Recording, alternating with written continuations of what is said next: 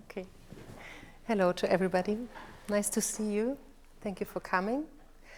I will speak only in English, as I don't speak Hungarian, unfortunately. But please feel free to ask any questions also in between in the course of the presentation to in your own language if you want. There will always be translations for me. Okay. So in the beginning of this presentation, Room for Play, Musical Improvisation in Supervision, I would like to show you a bit the course of the presentation. So what will we think about today? First of all, I would like to tell you a bit about why this topic is important to me. This is very much connected to my professional identity. I would like to clear some definitions. What is supervision? What is music therapy? Tell you a bit about the theoretical foundations I'm working with in context of this topic. Then focus a bit more on musical improvisation. Hello? Come closer, please. And then I would like to tell you a bit more in detail about research I did with supervisors and supervisees using musical improvisation in supervision. And then let us think together about the question, what does this mean in practice? For you, for me. Igénylitek, hogy elolvassam ezt magyarul, vagy mindenki ezt még lehet látni, ugye? Elég nagyok. Az előadás menete, miért ez a téma, szakmai identitásom, mi a szupervízió, mi a zeneterápia, ezek is elhangzanak ma. A téma elméleti alapjai, kutatás és eredmények ebben a témában, és mit jelent ez a gyakorlatban. And do you tell us what is Andreas Tobias Kinstiftung? This is your why this is? Yes. Yes, thank you for reminding me. Yeah. Andreas Tobias Kinstiftung is a foundation from Hamburg who helped me and supported financially and ideally this research I'm presenting today. So it's a small foundation for music therapy who are supporting research projects in this area. Okay. Yeah. Okay. So why this topic? I need to tell you a bit about my own professional identity in this context. I studied music therapy as a diploma course immediately after graduating from high school in Germany, in Magdeburg, Sachsen-Anhalt. This was a 4 years diploma in music therapy full-time, which included 1 year, so the last 2 semesters of practical work under supervision. So I went already to some other countries. First I did half a year in a German psychiatry in Erfurt, and then I went to Bosnia and Herzegovina, to Sarajevo, to do a shorter project with music therapy there in orphanages. And later on I did a half-year placement in England, in Birmingham, the Birmingham Center for Arts Therapies, which was a center connecting 4 different kinds of arts therapies in one center. So this was the first time where I was in contact with supervision, as every music therapist already during his education is working and doing placements under supervision.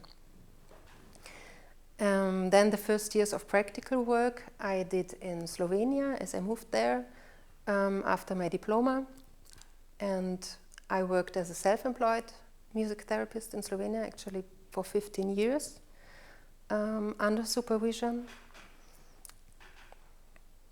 And during this time, so after 5 years of my practical work, I decided that I would like to start a supervision master's, which was possible at that time at Ljubljana University, which was a supervision course to educate supervisors for all professions, so not specified for one field, which was a 3 years master's. In my aim actually was to become a supervisor for the music and other arts therapists in Slovenia, as there were no specified supervisors with any knowledge of the arts therapies. So I myself had supervision always with supervisors from the psychology field, for example. Then I started to supervise music therapy students and professionals in Slovenia. We also started a first education program for music therapists in 2014, so also music therapy is a very young profession in Slovenia. And since 2018, I am again involved in research, but this time not on supervision, but on music therapy, in the framework of the University of Ljubljana, the Music Academy, and the Music Therapy Research Institute in Vienna. And this time my focus is on music therapy with adults with severe multiple disabilities and possibilities of music therapy regarding functional and psychotherapeutic aims in working with this population. So this is my actually research work at the moment. I'm working as a music therapist now in Austria, so I just moved a few months ago to Austria. Working there in an institution for adults with learning disabilities for 75%, so 4 days a week I'm there as a music therapist, and the other time I'm working as a supervisor and teacher for music therapy. So supervision has always been a topic for me, is now already a requirement for me, as I'm working as a music therapist in Austria, where music therapy is regulated by law. So there is not just my professional enthusiasm and my, let's say, ethical view of I need supervision to do good work, but it's also written in the law that I need to show the government that I do supervision regularly. Okay, so what is supervision?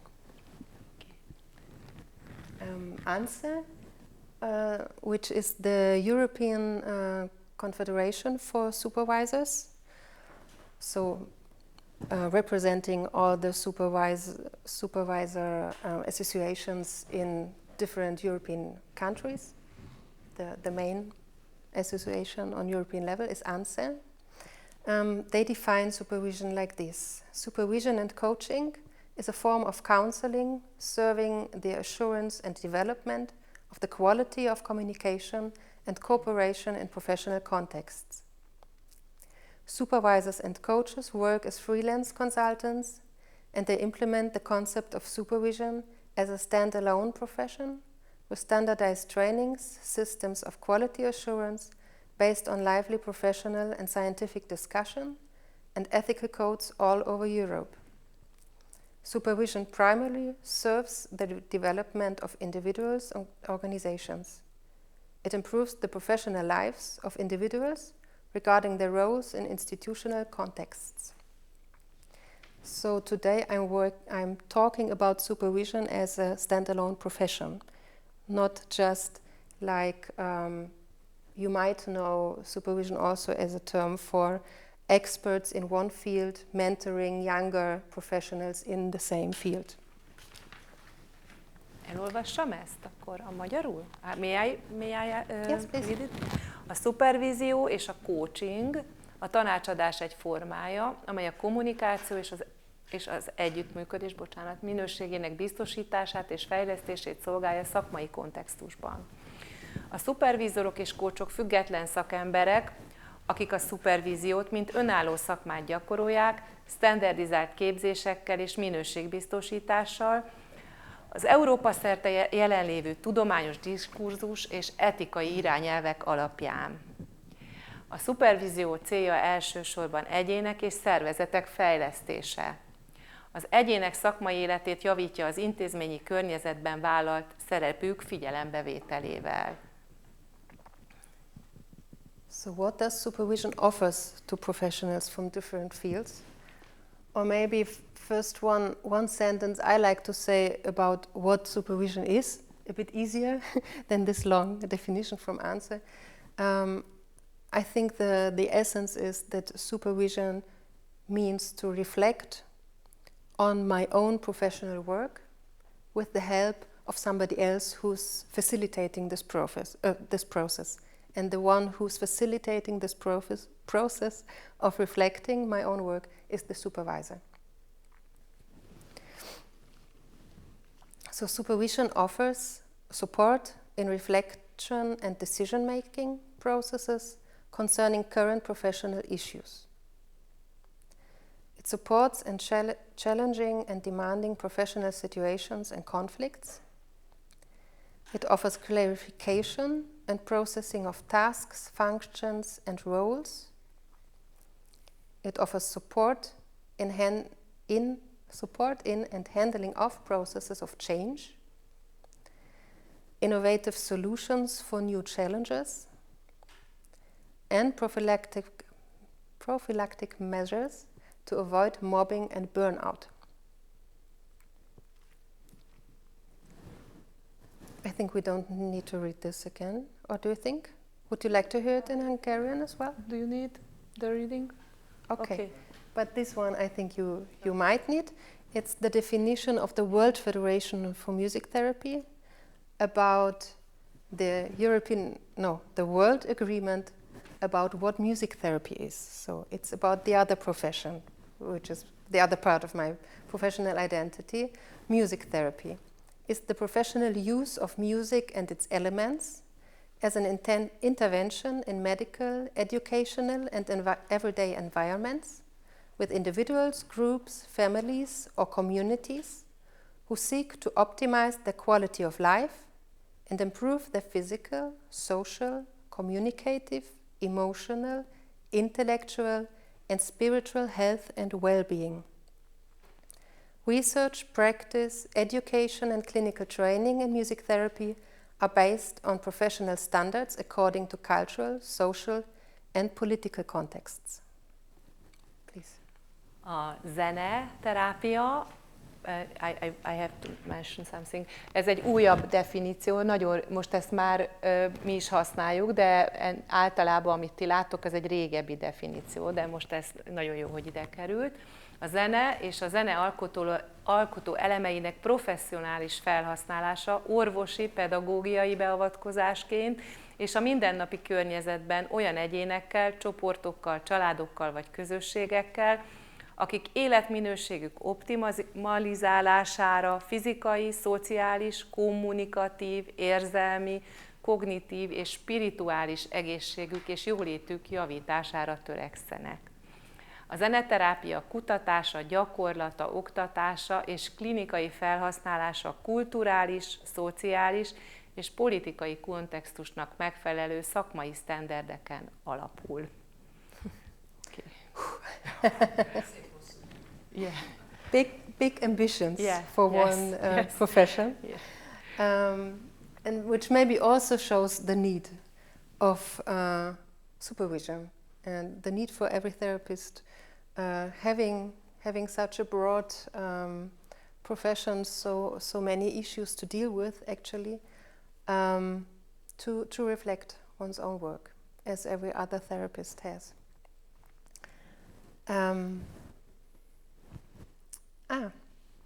I added one slide. Yes. There was one music therapist, Susan Brown, who was writing a book about music therapy supervision, and she defined 5 areas of themes that music therapists bring to supervision. So I'm talking about supervision for more people than just music therapists, but as an example, there are 4 different areas of topics that music therapists deal with in music therapy. And these are these 5. The first one is the musical relationship within the music therapy room, the therapeutic space. The second one is the practical and organizational issues arising in the music therapy room and at the working place of the music therapist. The third one are interpersonal dynamics within the therapeutic space. The next one are the interpersonal dynamics in the working space, so with colleagues and maybe bosses. And the last one, and really important one, is the interpersonal dynamic within the supervision context. So, of course, every supervision group or also individual process has its own topics and interpersonal dynamics, me and the supervisor, or the supervisees in between each other. So maybe we should clear these few terms now. I'm talking about the supervisor, this is clear. I mean, this is the professional who is doing the supervision. But then there is the supervisee, who is some kind of the client in the supervision process. I hope this is clear. How do you call this? Igen. Yeah, maybe the only member of the There might be group. different terms. Yeah. So when I talk about the supervisor, I mean the one who is the participant in the supervision. Yeah? Okay. So now back to the topic again of today, room for play. You did bring some instruments also for today, so I hope we will come into some play as well today. But the question I asked during my studies of supervision was, is the musical improvisation I know and I use as a tool in music therapy something I could also use in supervision? And I was researching first what literature is already existing on this topic, and there was very little. So there was one German article about music therapy supervision by Claudia Bajs, one English article about group analytic supervision, for music therapists already talking a bit about improvisation, but in music therapy supervision by Ahon and Erican. And then I saw that I need to search for other literature which could be relevant on the topic. So for music therapy, this meant that I was looking into literature about musical improvisation and music therapy supervision. And you see some authors there. Did you say that they can get the presentation if they need to? Yeah? Okay. So some literature regarding this topic. In supervision, I was looking into material about creative media use in supervision, about the term creative supervision, and into psychodynamic processes in supervision.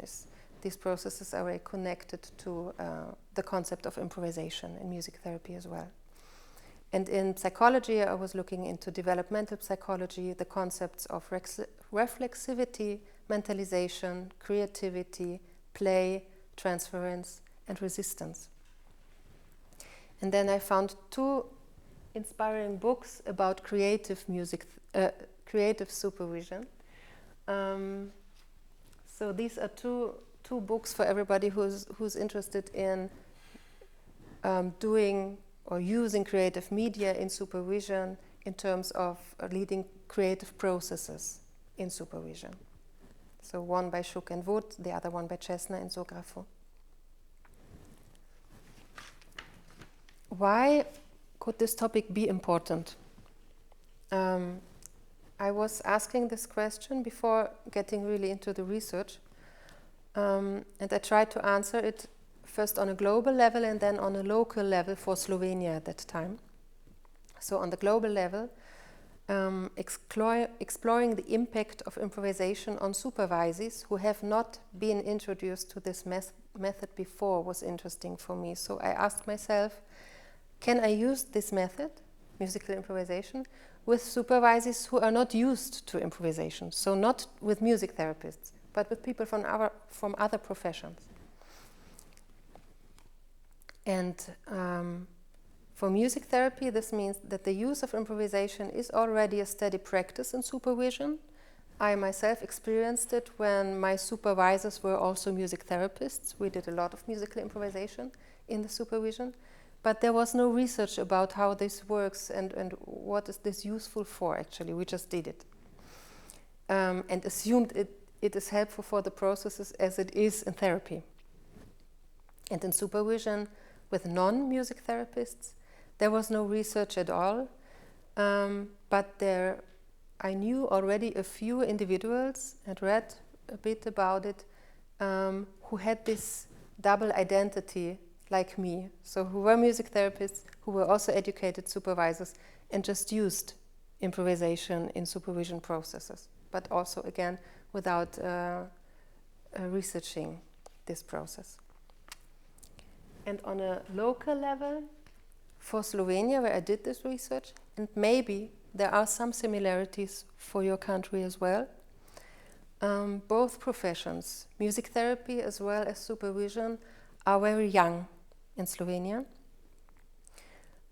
So there's very little written in the local language about it and no research. For music and the other arts therapies, I thought it would be important to encourage appropriate development of the profession itself, which includes supervision for the quality enhancement, and introducing reflective practice, so supervision as a reflective practice, and establish a theory of using creative media in these processes. And for supervision as a profession, I thought it might be important to broaden the methodology of supervisors, to making them aware of the need of theory-based use of creative media, and promoting the shift from just using creative media to working in a holistic supervision approach with an improvisatory attitude. So I had the experience also in the master studies I did that there were a lot of supervisors already in Slovenia who liked to use any creative media in their work. They like to draw or even to use some instruments. So they already used some creative media, but as I experienced it, there was a lack of abilities to lead the creative process. So to really facilitate what is happening when I use creative media. Is this a bit understandable to you? Yeah. So I really try to emphasize that there is a need to develop a creative and improvisatory attitude as a supervisor, just using these tools, rather than just using the tools. Yeah? So one big challenge always is to switch between verbal processes and non-verbal processes, and then come back somehow again to the verbal process, using what was happening there in this non-verbal time, and not just using it as, okay, we had some nice time in between, and now we can start to think real things again. Yeah. I think with an example, you can clarify what's the difference between the use and the attitude. Mm-hmm. We had some yesterday in the workshop, right? Yes, this is what I refer to. Mm-hmm. Can you help me think? The ones who have been in the workshop yesterday, maybe one example?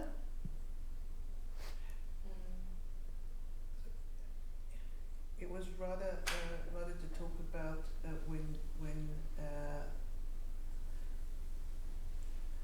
when you're using the improvisation in order to attend the needs of the client, rather than as a play or as a set process that you prepare before the session. Yes. So that was a very important difference. Magyarul arra emlékszem tegnapról, hogy az volt az egyik példa, hogy lehet, hogy ugyanazt látjuk a két esetben. Az egyik az, amikor csak eszközként használja ezeket a kreatív eszközöket valaki, és lehet, hogy amit látszik, az ugyanaz. A másik esetben, amikor egy ilyen improvizatív hozzáállása van valakinek, akkor is azt látjuk, hogy mondjuk rajzolnak az emberek. De maga, ahogy a folyamat lezajlik, az kreatív. Tehát ahogy levezeti a szupervízor ezt az egészet, ahogy reagál, hogy ez nem egy előre felkészült séma szerint zajlik, hanem hogy tudja vezetni úgy ezt a folyamatot, hogy az improvizatív tulajdonképpen, mert mindig az itt és mostra szól. És lehet, hogy amit látunk, az nagyon hasonló. Mert azt látjuk, hogy mondjuk zenélnek az emberek, de más a módszertana, más az indítatás. Az egyik egy ilyen meghatározott keretben zajlik, a másik az pedig egy reflektív folyamat. Jól mondtam így el, Petra? Ezt a voltat a kérdés. Bennetek tiszta-e? Nem biztos egyébként. Igen? Not quite clear. I think this is why it has to. So this is a sentence which needs clarification. I think we come back to it later when it becomes more clear after the research. Yeah? Okay. Lehet, hogy a kutatás és a gyakorlat, vagy a közös zene kapcsán erre visszatérhetünk. Okay. There is something connected to this question, which is defined by Chesner and Zografu, who are also leading an education for creative supervision, referred to as requirements for good enough creative supervision, which is referring to Winnicott's model of the good enough mother. So it's not about being the perfect supervisor, but it's about a few things which are really important to lead such creative processes, not just to use tools. Yeah, that's again the idea of the attitude of the one who's leading this process. And they define these few things, which you can read there as well. I will read them out in English. One is fluency in creative methods. So I can't just take some nice equipment I saw somewhere and would be nice to play with it and bring it and then see what happens, but I need to be myself fluent in using these methods I'm bringing in the process. So for me this is musical improvisation as I studied it, as I do it really long time now. I can work with it and I can work with what will happen with it in the process. But I am not good in using, let's say, art material drawings. I like to do it sometimes, but I know this is not what I have in my hands and I can really lead the process. So fluency in the creative methods I use. Openness to the unconscious. Respecting boundaries, also the boundaries of my own professional abilities. And the boundaries, of course, of the client or the supervisee. Managing transitions during the sessions. That is what I referred to before, how difficult it is to manage the transition between verbal, non-verbal and verbal process again, but also transitions of beginning, working phase, conclusion, ending, letting go, which happens in every session. Being uncommitted to outcomes, which is quite difficult in supervision. As people, the supervisors as well as the supervisors, expect that there will be some solution, at least some kind of solution at the end, when I bring a case.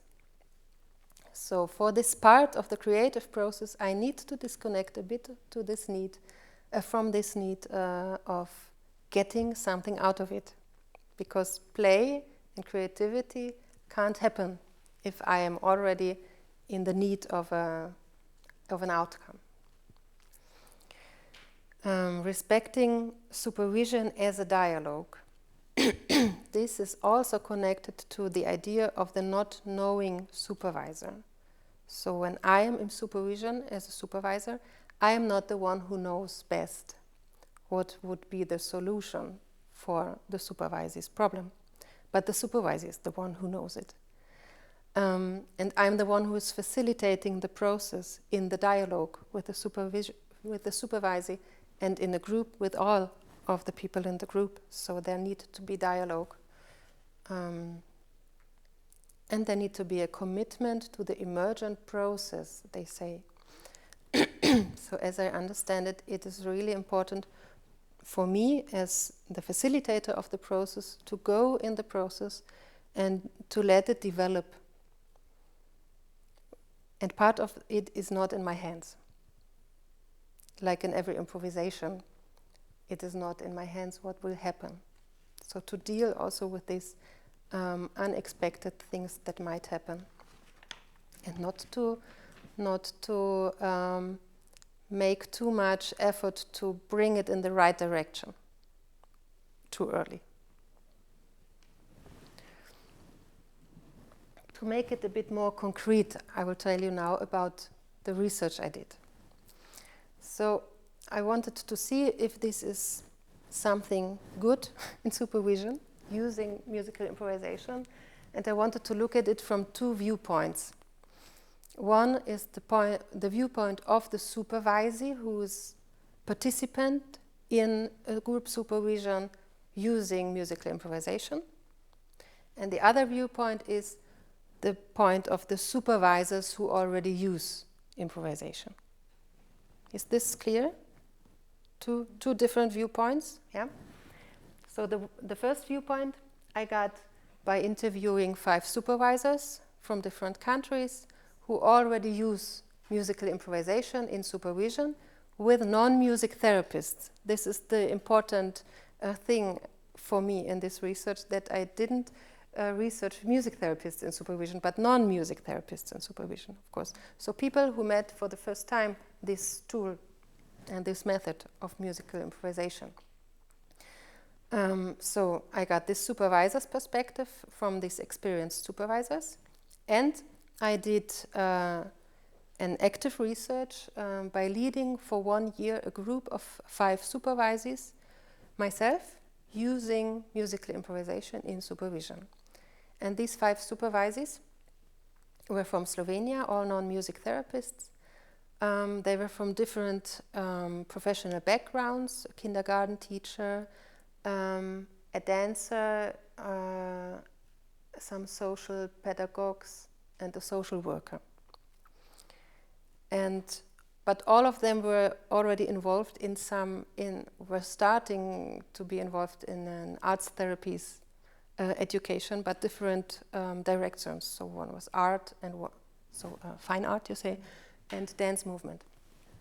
This was how I got them to the supervision group. They started to need supervision and wanted, and were open to it. What they had to do after every session, we had sessions every 14 days, so every 2 weeks. They had to write written reflections on every session, which was also part of the model of supervision I studied. So the supervisor is writing his experiences, his reflections after the session, and sending it to the other participants of the group. So everybody has the reflections of everybody, and in the next meeting we talk about it. We reflect on the last session, we ask questions, we think about what is still open, what we need to talk about, what did you see differently than me, and so. So I had these reflections, written reflections, as one part of my material for the qualitative research afterwards. And there was a written evaluation in form of a structured questionnaire, half-time, so after 7 meetings, and at the end of the process. So this was the material I could work with afterwards. Bocsánat, a kérdésem, hogy akik részt vettek a szupervízióban, ők mondjuk konkrét kérdésekkel mentek oda az egyesülésekre? Tehát konkrét eseteket vittek, vagy kérdéseket? Vagy Yes, it was mainly case supervision. Mainly they brought clients or problems from the kindergarten work or from their own social work or so. So it was always, these were all people who were working with other people, not in therapeutic contexts at that time, but in their first profession contexts. And they brought these cases, yes. Sometimes some organizational things in their institution where they were working, but mainly cases. Yeah. And they all knew from the beginning that this is part of my research, and they all agreed, of course, that I used the material anonymously and presented. Yeah. Okay. Before we now go into the results of this research, bless you, I want to clear up a few things about improvisation, musical improvisation. What is this? What am I talking about? And there are some definitions. One is by Tony Vikram from 2004. He defined two terms. One was musical improvisation and the other one clinical musical improvisation, which is the one we use in music therapy. Musical improvisation, he said, is any combination of sounds and sounds created within some framework of beginning and end. So very, very free definition of musical improvisation. And what makes it a clinical musical improvisation we use in therapy is the use of musical improvisation in a trusting and supportive environment set up to meet the needs of the clients. And in supervision, I am referring to this clinical musical improvisation in this clear framework, not just between beginning and ending, but with a clear aim to meet the needs of the supervisor in this case.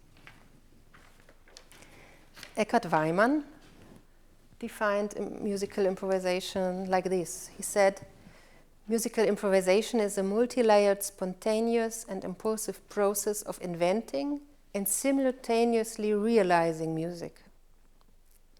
Improvisation is an act that is partly unpredictable or unexpected at the moment of performance.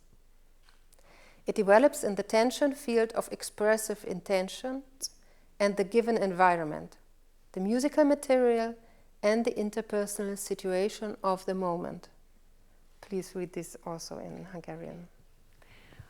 A zenei improvizáció egy többrétegű, spontán és impulzív felfedező folyamat, melynek során a zenei ötletek felfedezése és megvalósítása egyidejűleg zajlik. Az improvizáció az előadás pillanatában kiszámíthatatlan vagy váratlan. Az improvizáció zenei anyaga a zenei intervenciók expresszív feszültség terében és az adott környezetben az interpersonális helyzetnek megfelelően bontakozik ki. Lehet, hogy lehetne jobban fordítani, de talán benne van minden. Yes, okay. Kérdésem, ez azt jelenti, hogy struktúrális szempontból ez nem egy struktúrált improvizáció, hanem egy teljesen free, szabad improvizáció.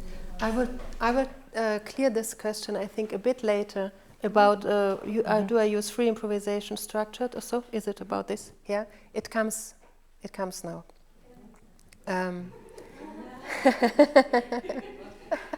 I just heard free improvisation and structured. This is how you start your Hungarian. Yes, okay.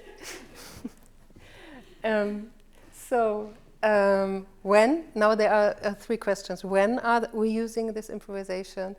Who is playing and what are they playing? These are the next three slides now. So in supervision sessions I led, I used sometimes musical improvisation in the beginning of the session for warming up, for coming together. Then in this phase where we were reflecting the last meeting, so we were reading these reflections, talking about them, maybe playing our reflection on the last session, or what is still echoing from this session. Mainly we were using it during the cases we were working on. So I will talk about this a bit later. And often also at the end. So some sounds, some play to finish the meeting. Who is playing? There are many possibilities. So one is that everybody is playing, the whole group. The group is small. We are a big group today. The group in supervision I lead is usually 3 or 4 up to 7 participants. More is too much, as well, especially if you want to use creative media. Then a bigger group is really difficult to facilitate. So everyone can play with or without the supervisor. There's the possibility that everyone is playing apart from the presenting supervisee and the supervisor. So this means that the one who is presenting his case and the supervisor are listening to what the others are playing about this case, for example. Then there are just certain individuals who are playing, or just one. For example, the one who is presenting a case is also presenting it in a musical way. And what are they playing? This was your question, maybe? One possibility is a free improvisation without any specifications. This is usually happening in the beginning or in the end. A current mood, how am I today? A response to the presenter or the case. So this is, for example, what I said, when the presenter and the supervisor are listening to the response the others are playing. A concrete interpersonal relationship. For example, we had yesterday the music therapy and his boss and their dialogues. A concrete title, a concrete topic, a mood connected to the case, for example. How do I feel about this? And there's the possibility to use musical improvisation to experiment with new ideas. So I might have ideas about how I could solve a case or how I could go into some interaction with the client or with my boss or anyone, and I can experiment with these ideas in musical improvisation. Did this answer your question? Yeah? Okay.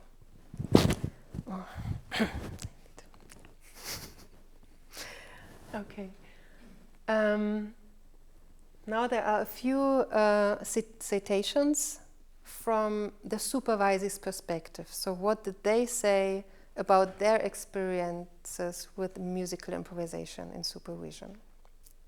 One said, I found out that I get to know myself by using the instruments. I become more sensitive for the others and enhance my attention. Can you read it as well? Mondjátok, ha rosszul van lefordítva, szerintem tűrhető. Rájöttem, hogy a hangszerek segítségével megismerhetem önmagamat. Érzékenyebbé válok a többiek iránt, és a figyelmem erősödik. Egy résztvevő. Another one said, musical improvisation in supervision is to me with one word, Slovenian word, nepogrešljiva, just not to miss. Is a media through which I can express myself more easily. To me it means a strong support during solving a case. It opens up more deeply, also unconscious feelings and thoughts. It resolves the muddle inside me, or sometimes simply directs thoughts. Helps me tuning in with myself and the situation, or getting distance from everyday life. Nekem egy szóval a zenei improvizáció a szupervízióban, ezt nem tudom ki, nepogrešljiva. Yeah. Claudia, how I can pronounce? Nepogrešljiva. Yeah. Yeah. Nem szabad kihagyni, thank you.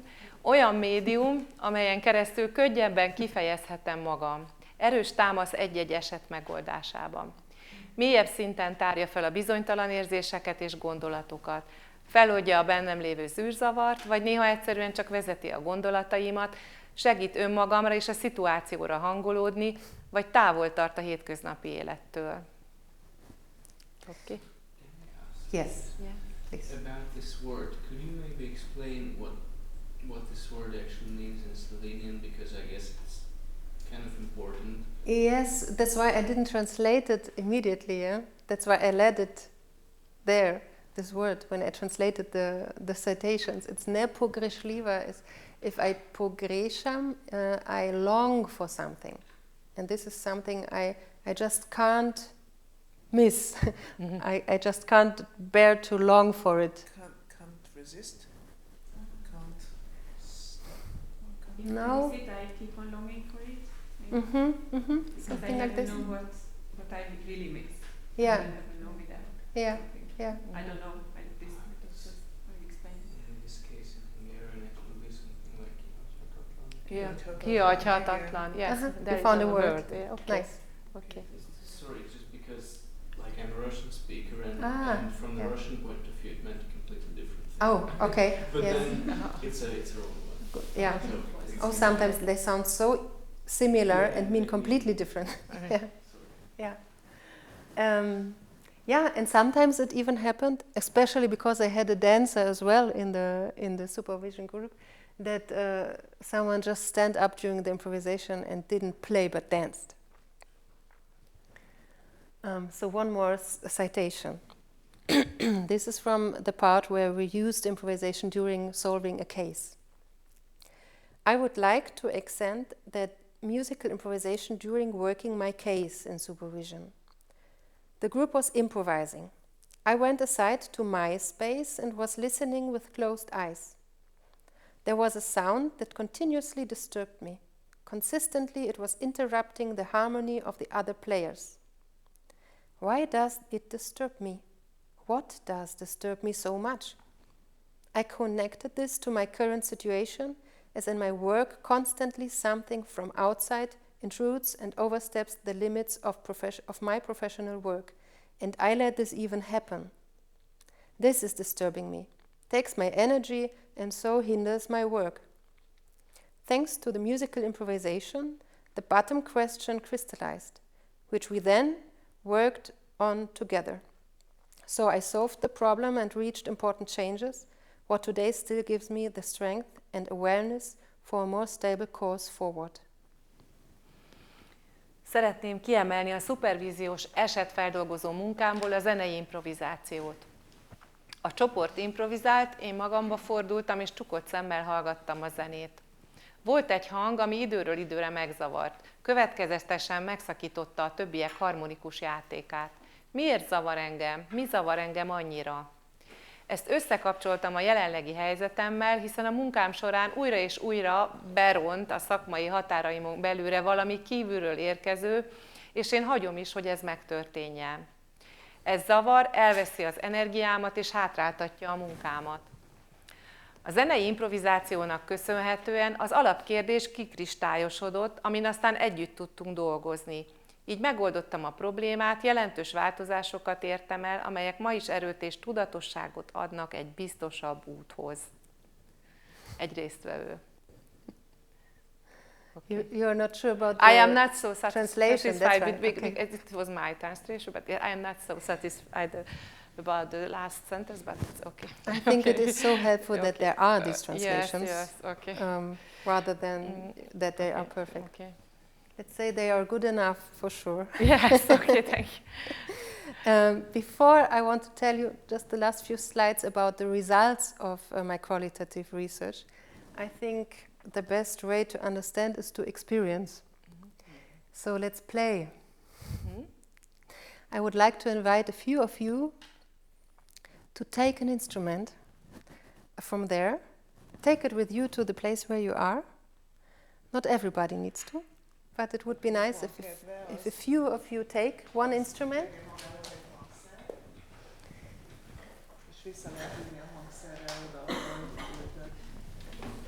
And we play a topic. The topic is, oh my God, I play and others are listening.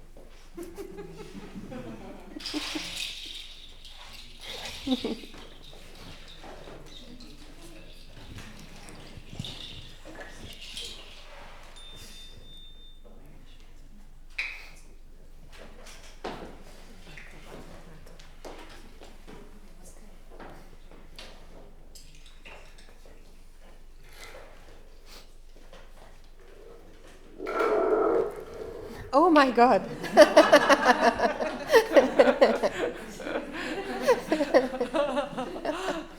Okay, let's say, like Wigram said, the improvisation is happening somewhere between the beginning and the end. So we start in silence, and where then the sounds start, there's the beginning, and you finish in silence. So when nobody is playing anymore, there's the end. And what happens in between is in your hands. And the title of the improvisation is, oh my God, I'm playing and others are listening.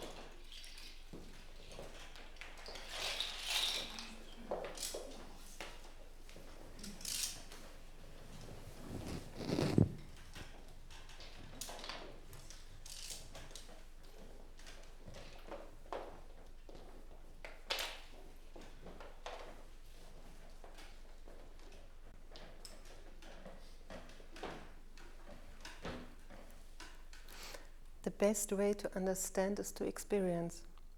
The sentence was not out of a supervision book or a music therapy book, but when I did this qualitative research, I had a chocolate box, and on this chocolate box there was this sentence. And I thought, great, it's a really great sentence, so much connected to the work. So I did a qualitative research. The methodology is something I'm not talking about today. I will just present some of the results now for the ending, and then I hope we can have a bit of a discussion on it. Yeah. So these two perspectives, the supervisor's perspective and the one of the supervisor. What I was asking them, or what I was asking the material, was how do supervisors experience musical improvisation? How do they evaluate the impact of musical improvisation on the supervision process? And which effects do they accentuate, the supervisors, from their perspective?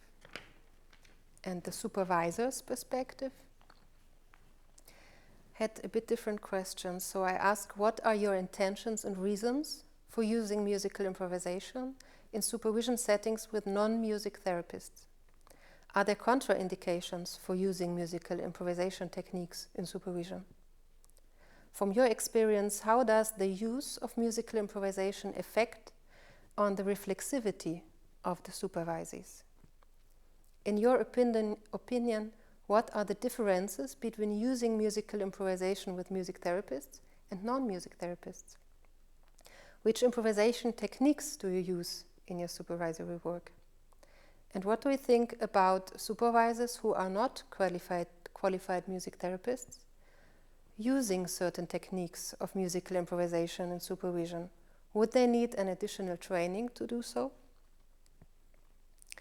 The outcomes. Oh, yeah, this was the one I was just reading now, sorry.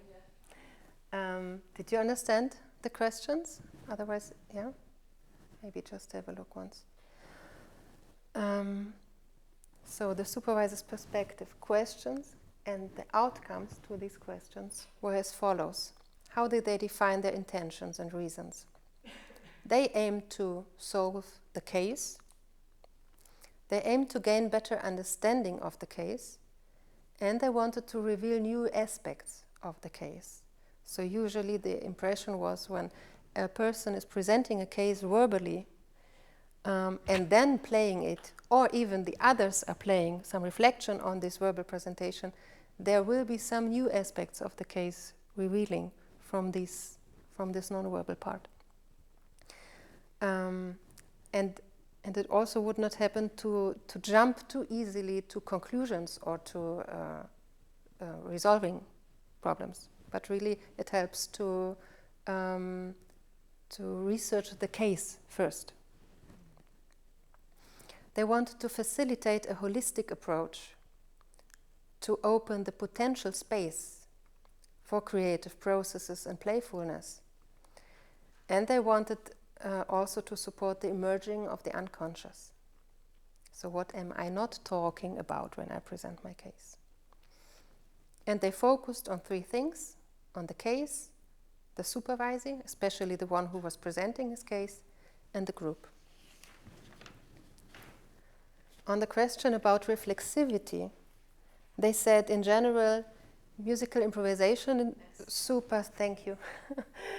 They said in general, musical improvisation increases the reflexivity. So using this, really playing during supervision, helps them to develop even reflexivity, as we can all reflect on one experience we had together, a real experience, not something one brings from his work, but a real experience we have together, helps to develop and increase reflexivity. In specific areas, they talked about reflecting on a concrete experience, the musical improvisation, on reflecting emotions, cognitive aspects as well. It helps facilitating diversity, also different experiences and different views on topics. and it allows the unexpected to emerge.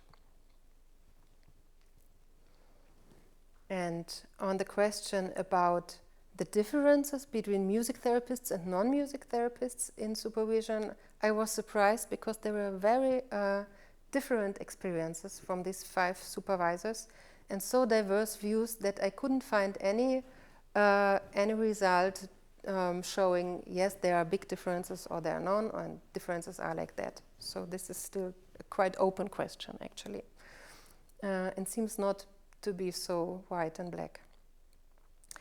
And about the question if supervisors would need a specific education for this, for using musical improvisation, if they are not music therapists, they said they could use musical improvisation maybe even without a music therapy background, but there are very different opinions of these 5 supervisors, again, about the extension and the content of a training they should have an additional form of, at least a small training. I think this was also referring on the ability to be really fit in the media you use. And the supervisor's perspective. This is now the supervisor's perspective. Yeah. Okay. So how did they experience improvisation? They had very similar answers. I could find very similar categories as for the supervisors. They said they gained a better understanding of the case. There was a revealing of new aspects of the case. It helped them to stay focused. It opened up a special space for creative thinking and play. They experienced it as a more holistic approach on themselves. So me as a supervisor, I am seen more in a holistic way, and also my topics. They put a special accentuation on the possibilities of expressing in a non-verbal manner. This was very important for them. Often they said, I couldn't find the words, but I could play it. And it helped them getting into contact with themselves, others, and the case. And there were 3 new aspects which I couldn't find in the supervisor's perspective, which I found really important. And this was relaxing, calming down, and support. 3 really big aspects, actually, the supervisors didn't have in their mind when talking about their intentions for improvisation. So, in the future, there are many open questions. For me, also in the area of validity, because, of course, I can't generalize the results I had from 5 supervisors and 5 supervisors. So this was just a start to get into the topic and open up questions. There's a need to reflect the practice that already happens in the field. I really wanted to start the professional discussion, which started and happened, and I was invited to write 2 chapters about this topic, one in a German journal about music therapy, and one in a Slovenian one. Both are lying there on the table. Who is interested and can understand German or Slovenian can have a look. And I want to encourage further research, writing and publishing on this topic. And there are now 2 training programs for creative supervision already existing. One with a bit longer tradition already, I think like 10 years, at the London School for Psychodrama. They have an education called Creative Approaches to Supervision. I think it's an MA level now. And the other one is in Zurich. It's a German-speaking education for students from the 3 German-speaking countries, but open to others as well who understand German. They have a few music therapists, supervisors, so people with this double identity in the team of the teachers. And it's called integrative coaching. Beratung is in English. Aha, okay. So supervision and coaching with artistic perspective, they called it, yeah, with an artistic perspective. So for the end, one more quotation about improvisation, which I like a lot, from Tony Wickram. He said, exciting, stimulating, creative, and aesthetically interesting music can be improvised by anyone, on any instrument, or perhaps even just on a chair, a table, glass, on one's own knee, or on the door of the bank when you are waiting for it to open. So thank you for listening.